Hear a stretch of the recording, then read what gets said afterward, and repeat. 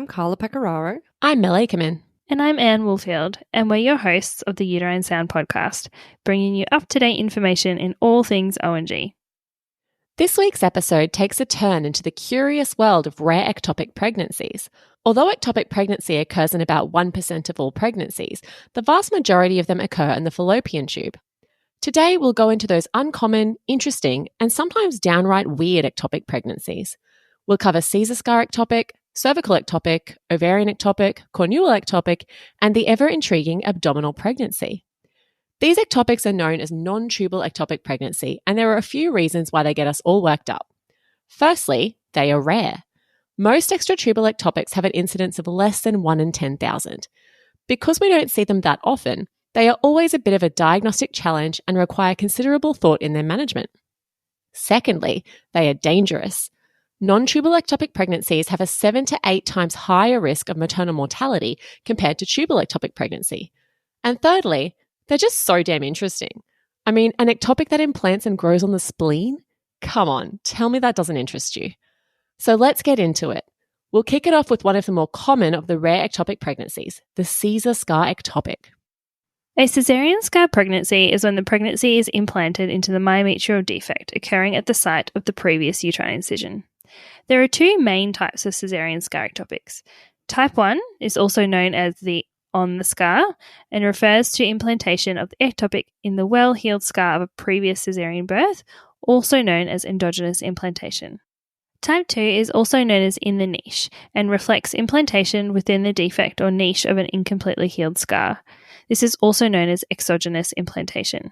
Clinical outcomes appear to be more favourable for on the scar compared to in the niche Caesar scar pregnancies. However, most ultrasound reports don't actually specify the type. There are also two main ways a Caesar ectopic can grow. The pregnancy will either progress and grow into the uterine cavity with the potential to reach viability, or the pregnancy can grow towards the abdominal cavity, leading to early uterine rupture and significant hemorrhage. A caesarean scar ectopic occurs in about 1 in 2,000 pregnancies, and due to rising caesarean rates, the incidence is increasing. Despite being one of the more common atypical ectopics, we don't usually discuss the risk of Caesar scar ectopic when consenting someone for caesarean section. Perhaps we should. Caesar scar pregnancy is actually thought to be the early stages of placenta accreta spectrum, and if these pregnancies continue, almost all of them have placenta accreta. You can basically consider Caesar scar ectopic to be the same disease as placenta accreta spectrum. So how do we diagnose a Caesar scar ectopic?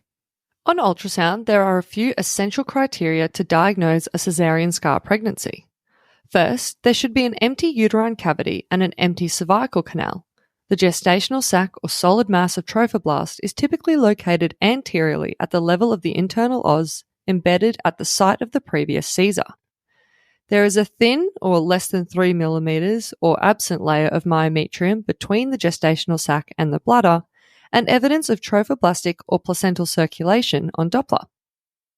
Other findings include placental lacunae, irregular or disrupted bladder line, or anteriorly bulging sac into the bladder, and increased vascularity at the bladder or placental interface.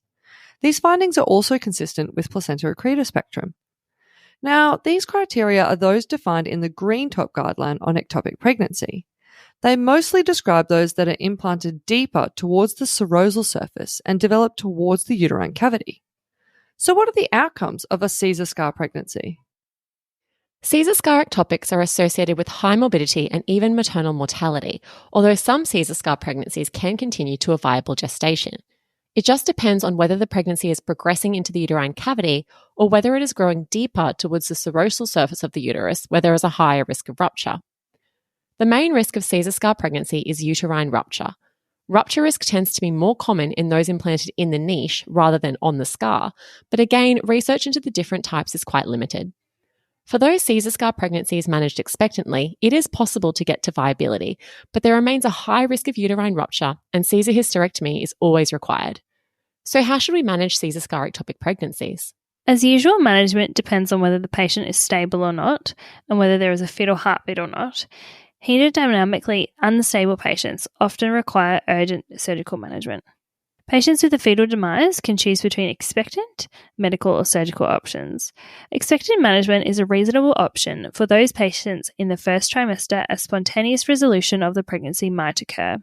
These patients need weekly HCG and transvaginal ultrasound until the HCG is undetectable and the pregnancy resolves completely on imaging, which can take several months to occur.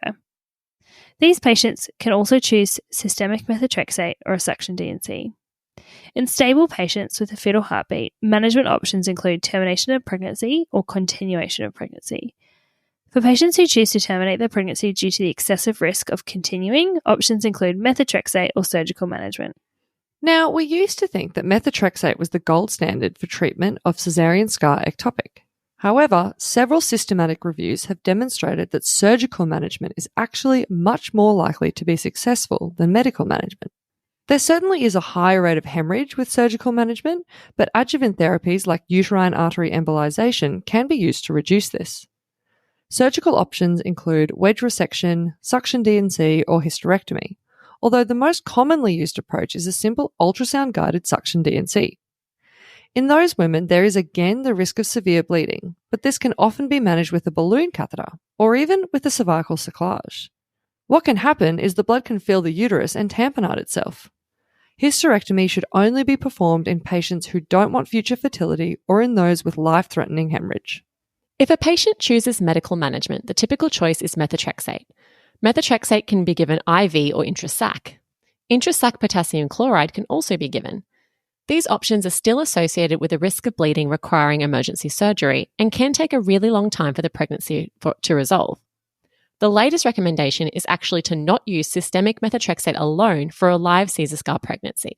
This is because of the high rate of treatment failure.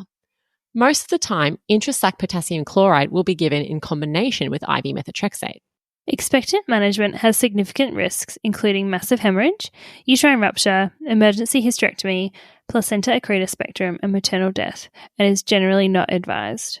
However, because there is the possibility that the pregnancy might progress, some women are willing to take these risks and choose to continue the pregnancy.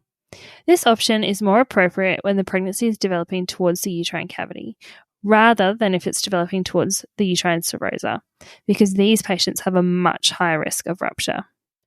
If a woman with a Caesar ectopic chooses expectant management, she should be managed in the same manner as patients with placenta accreta spectrum and have a planned caesarean hysterectomy between 34 and 35 plus 6 weeks gestation. I've also heard about the possibility of using a balloon catheter to terminate the pregnancy. So if the pregnancy is between 6 and 8 plus 6 weeks gestation, you can actually insert and inflate an intrauterine balloon catheter. The idea is that the balloon compresses the pregnancy and causes cessation of cardiac activity. The balloon would stay in for 24 to 48 hours, and the pregnancy can then be managed expectantly, as you might for an early demised Caesar scar pregnancy. Okay, so that wraps up Caesar scar ectopic. To summarise, a Caesar scar ectopic is where the embryo implants into the Caesar scar. It can be type 1 on the scar or type 2 in the niche. The incidence is 1 in 2,000 and it's rising due to higher Caesar rates. Diagnosis is made on ultrasound based on an empty uterus and endocervical canal, gestational sac anteriorly at the level of the internal os at the site of the previous caesarean scar, thin or absent layer of myometrium between the gestational sac and the bladder, and evidence of prominent circulation on Doppler. Management options include termination or continuation of pregnancy. The first line for termination is surgical management with a suction D&C. Other options include wedge resection or hysterectomy. Medical options include IV or intrasac methotrexate, intrasac potassium chloride, or more often, a combination. Methotrexate alone should not be first line due to higher failure rates. Expectant management is associated with uterine rupture, severe hemorrhage, hysterectomy, and death, but may be a suitable choice for fetal demise, or if the woman chooses it because of the small possibility of getting to viability. Management should be as per placenta accreta spectrum. The next most well-known atypical ectopic pregnancy is the cervical ectopic. Cervical ectopic pregnancy occurs in 1% of all ectopics, or again, about 1 in 10,000 pregnancies. The incidence is doubled in those undergoing IVF, with cervical pregnancy accounting for 2% of all IVF-related ectopics. While we don't know exactly why cervical pregnancies occur, they are related to previous cervical or uterine surgery. It's also thought that the fertilized ovum might implant into the endocervical canal because there is a problem with the endometrium. The main risk with a cervical ectopic is uncontrolled vaginal bleeding. Unlike the uterus, the cervix can't contract, and so bleeding is often profuse and may require hysterectomy. You definitely want to know about a cervical ectopic before the woman starts bleeding. So how do we diagnose a cervical ectopic? While the gold standard for diagnosis is still transvaginal ultrasound, you can get a suspicion of cervical ectopic on your clinical examination. A gentle speculum exam might reveal a red and bulging cervix. The external os is typically closed, but occasionally you might see fetal membranes or pregnancy tissue at the external os. Very rarely you might see a cystic lesion on the cervical lip. This actually represents trophoblastic invasion into the cervical stroma. Now, it's really important to avoid bimanual examination if you suspect a cervical ectopic, and definitely do not put your finger in the endocervical canal because this can cause significant bleeding. So how do we diagnose cervical ectopic on ultrasound? I mean, it's probably a bit difficult to tell the difference between a cervical ectopic and an incomplete miscarriage passing through the cervix, right?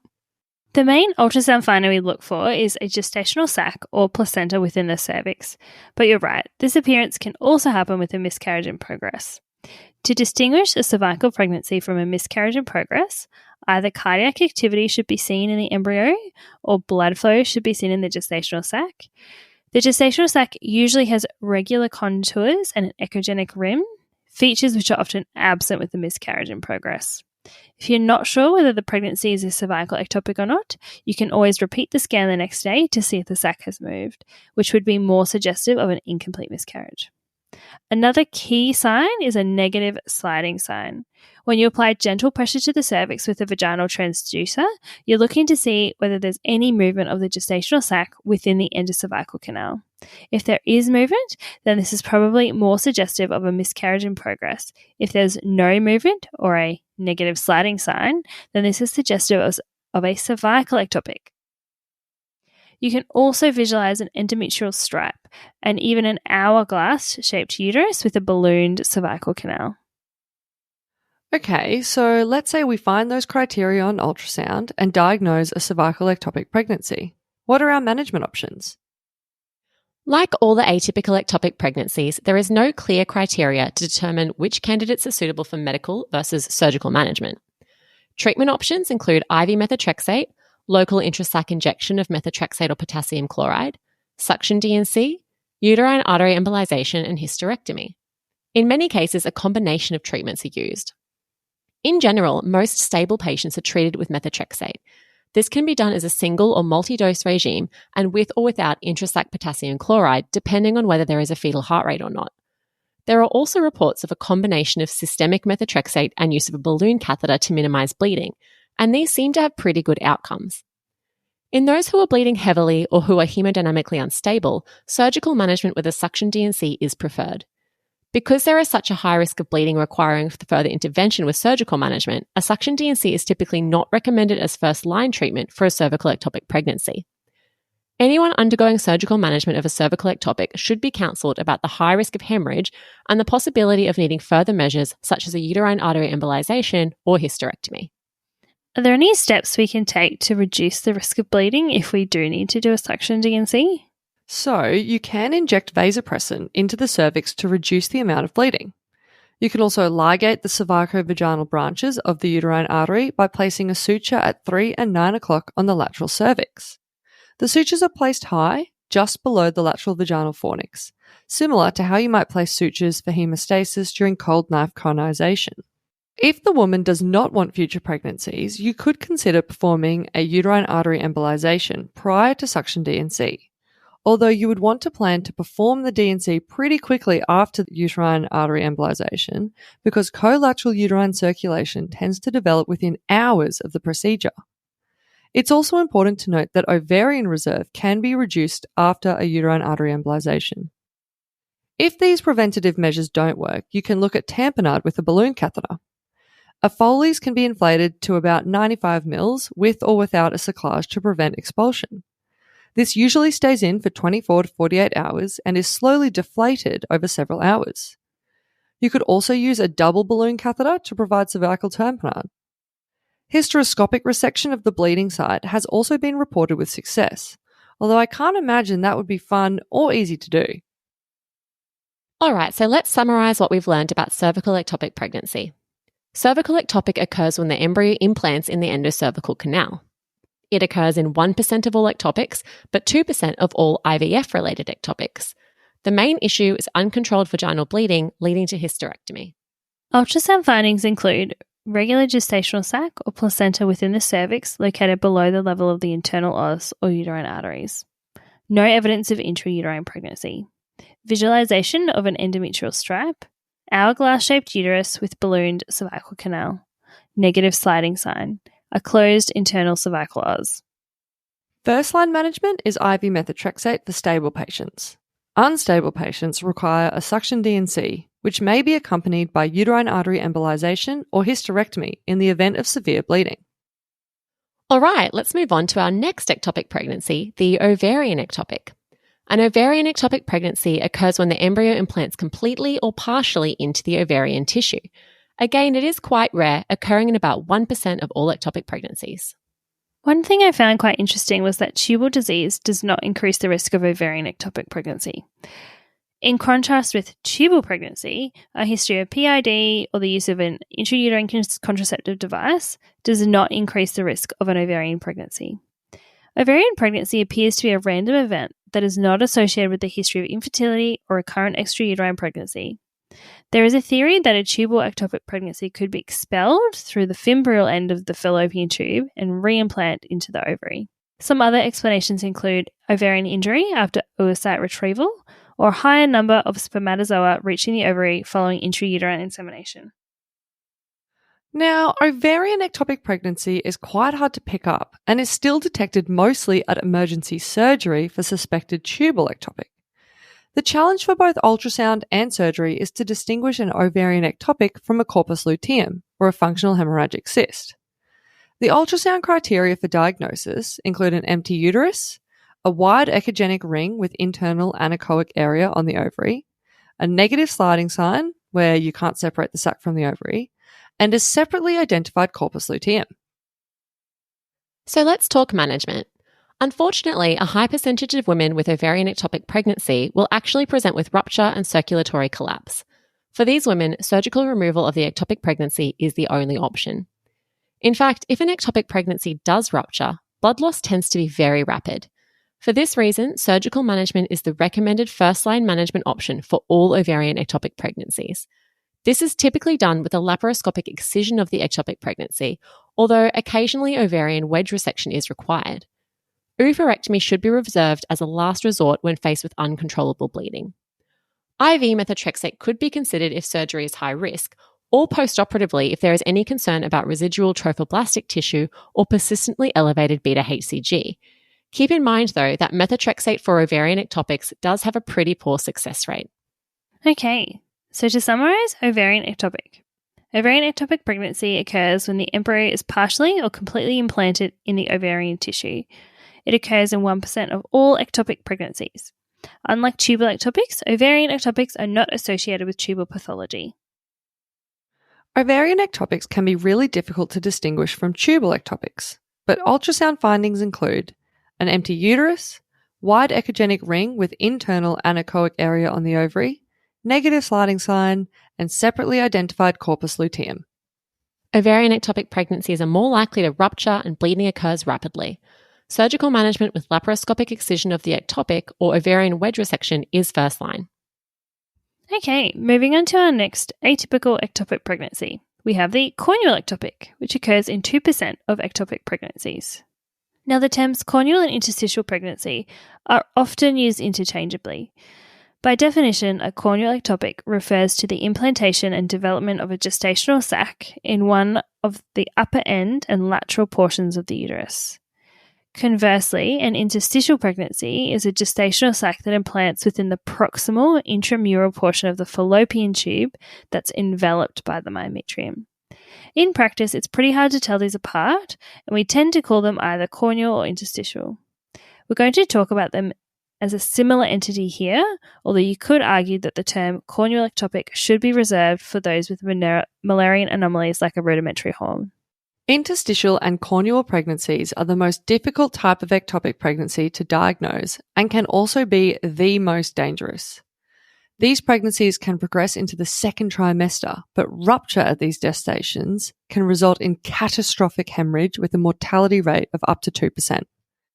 The ultrasound criteria for diagnosis include an empty uterine cavity, a gestational sac located eccentrically and greater than 1 centimeter from the most lateral wall of the uterine cavity, a thin or less than 5 millimeter myometrial layer surrounding the gestational sac, and interstitial line sign, which is a thin echogenic line that extends from the central uterine cavity to the periphery of the sac. First-line management of interstitial pregnancies is typically with IV methotrexate. Surgical options include laparoscopic cornual resection or hysteroscopic resection under laparoscopic or ultrasound guidance. For cornual pregnancies associated with a rudimentary horn, excision of the rudimentary horn seems to be the best approach in order to prevent recurrence. A laparoscopic approach is safe, but you do need to be aware of the possibility of urinary tract anomalies, which can be associated with Müllerian abnormalities. Okay, quick summary of cornual and interstitial ectopic pregnancies. Cornual and interstitial ectopic pregnancies account for 2% of all ectopics. The terms are used interchangeably, but technically, cornual ectopic refers to an ectopic in the upper and lateral portion of the uterus, whereas an interstitial refers to the intramural part of the fallopian tube. They are associated with pregnancy progression to the second trimester, rupture, and 2% mortality. Ultrasound criteria for diagnosis include empty uterus, gestational sac located eccentrically and greater than 1 centimeter from the most lateral wall of the uterine cavity, a thin, less than 5 millimeter myometrial layer surrounding the gestational sac, and interstitial line sign, which is a thin echogenic line that extends from the central uterine cavity to the periphery of the sac.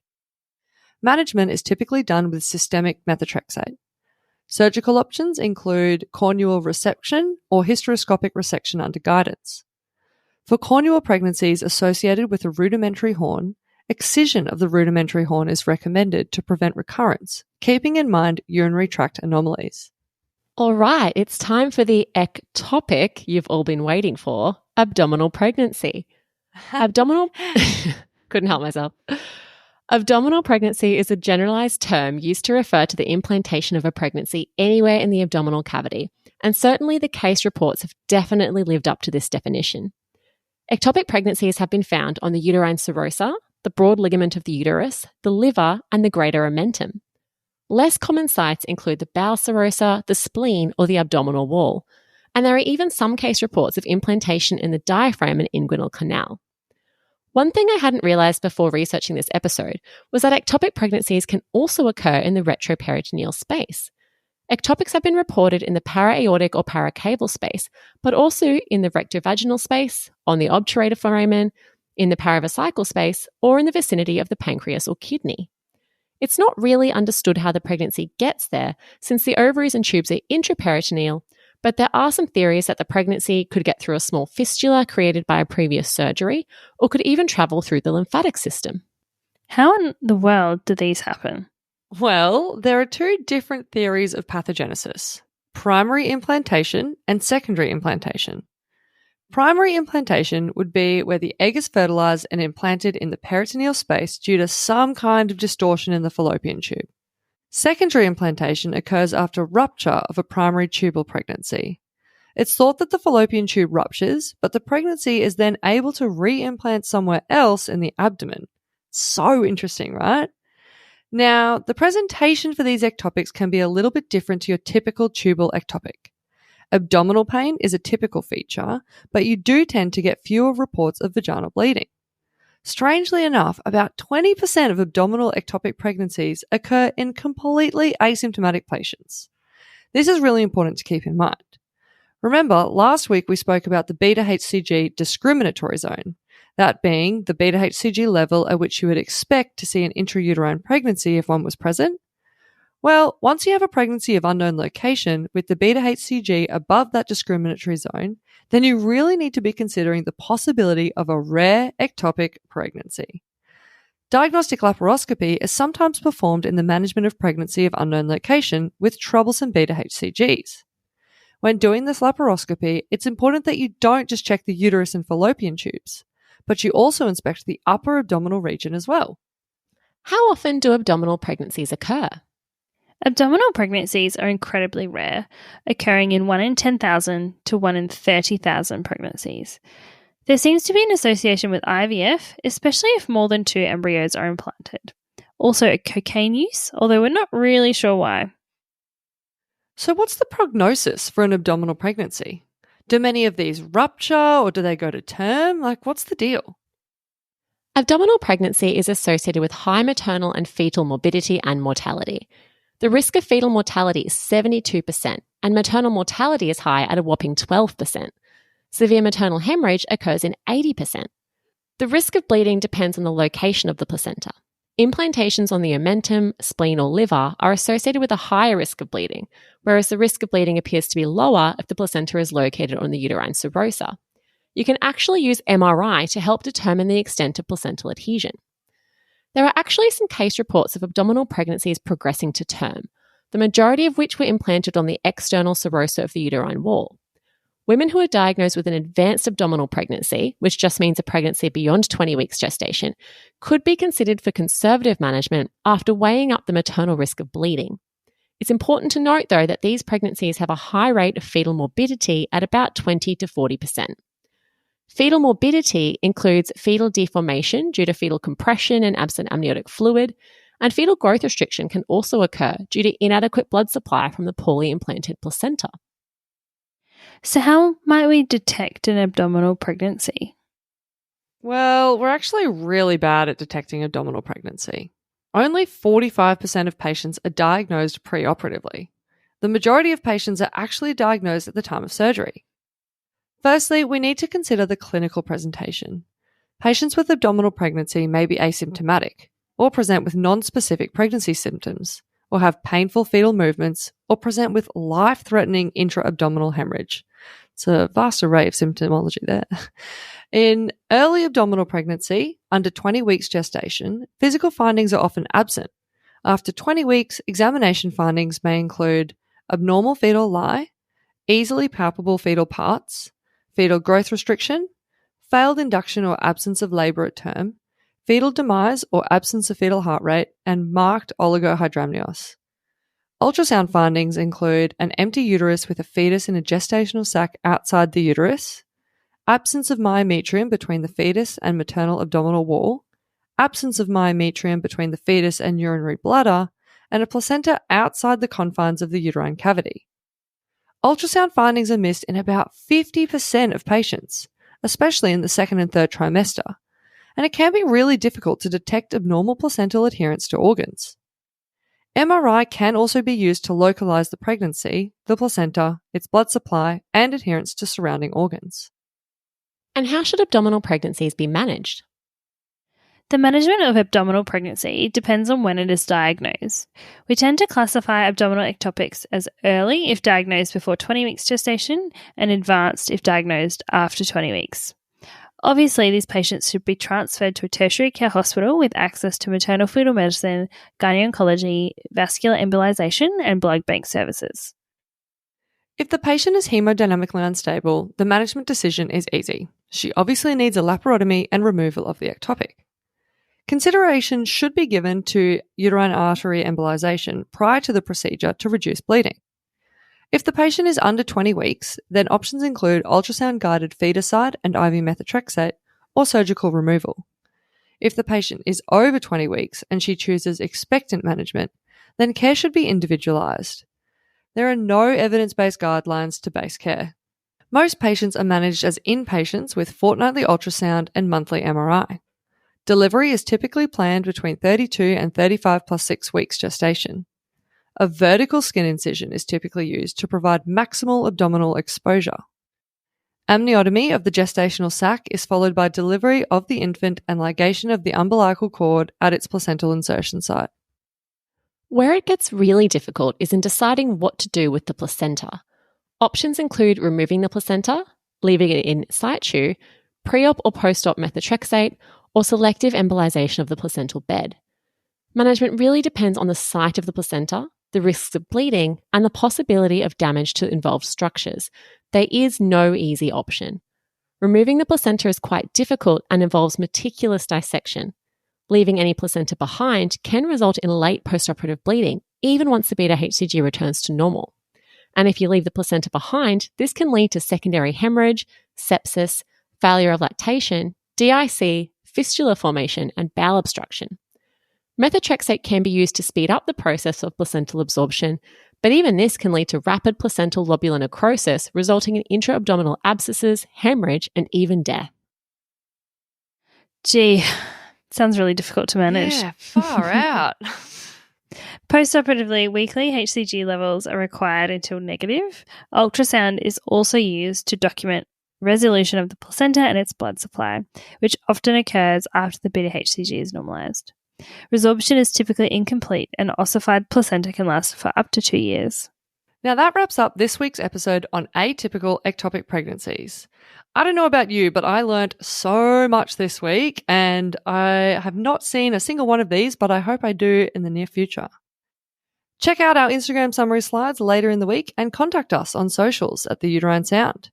You can also email us all your good stories at theuterinesound@gmail.com or check out our website, www.theuterinesound.com. Bye!